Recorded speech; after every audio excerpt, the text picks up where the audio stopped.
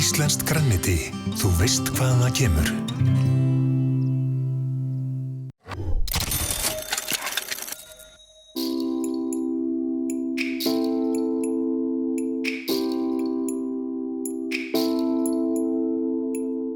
Við erum með kjúklingavangi, þetta ódýrt og krakkarnir elska þetta.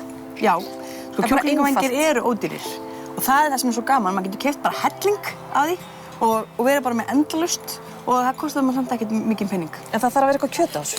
Já, sko það nóg af kjöti á kjúklingavangjum. En hvernig get ég grillað þetta þannig að það sé pottþétt, höggþétt?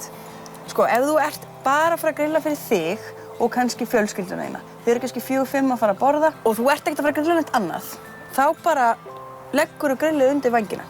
Núna setjum við ekki á háan hita, af því að þeir taka langan tíma að eldast, þannig að við viljum hafa lægri hita og leyfa þeim bara að vera þar án þess að hafa áhyggjur að þeir séu að fara að brenna. Nú ertu búin að setja eitthvað á vængina. Við erum búin að setja olíu á vængina. Þetta er orginal grillolía frá KP sem að mér finnst svo æðisleg, af því að hún ýtir svo undir þetta grillbragð. Þetta er ekki dutt heitt, það bara byrjar að glóa. Þetta gerist, þetta er olían. Og ég bara vera alveg róleg. Alveg róleg. Brunnið eða? Nei. Svo er náttúrulega mjög mikilvægt fyrir svona kjúklingaskinn að fá almennilegt krösp. Nú ert þú alveg róleg. Ég myndi vera mjög stressuð núna. Það er ekkert til að vera hræddur við. Af því ef ég myndi vera hrædd núna, ef það myndi koma hérna lauju, þá myndi ég bara beygja mig undir og slökkva á gaskúsinn. Það er ekkert meira sem gerist. Eftir að kviknar í hárinu á þér og þurrlöftur. Hvað er það verst sem getur gert? Þá er ég bara komið með, rakaði bara með hárinu. Já. Það er bara rosa fljóta klippingu.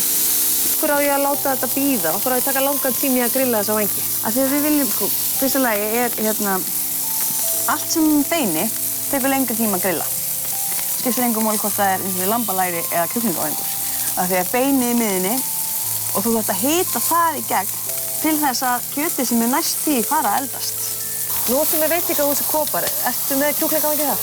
Við vorum með kjúklingavangi á matselinum þegar við opnuðum sem að voru svona djúpstektir. Já.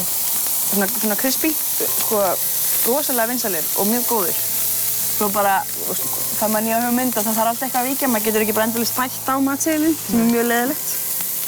Hvað erum við að tala langan tíma? Sko núna, við vorum búin að fá þessa gullfallegu skurn á vangina og við viljum núna bara að þeir eldist. Þannig við erum búin að skrúa allt hérna í ló. Þannig að þetta má alveg chilla hérna í kortið 20 mínútur. Á ég að snúa þeim á milli? Það er alltaf að tjekka á þeim. Það fer líka eftir, sko, sumir setja einhvers konar svona sojamarineringu.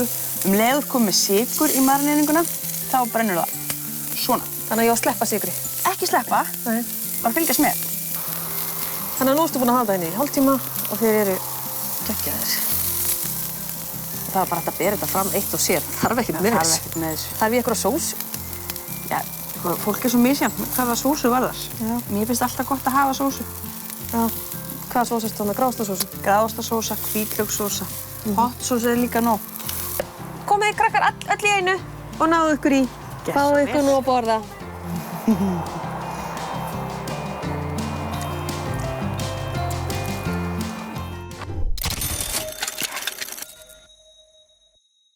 Smellugas Ólís fyrir grillið, útileguna og heimilið.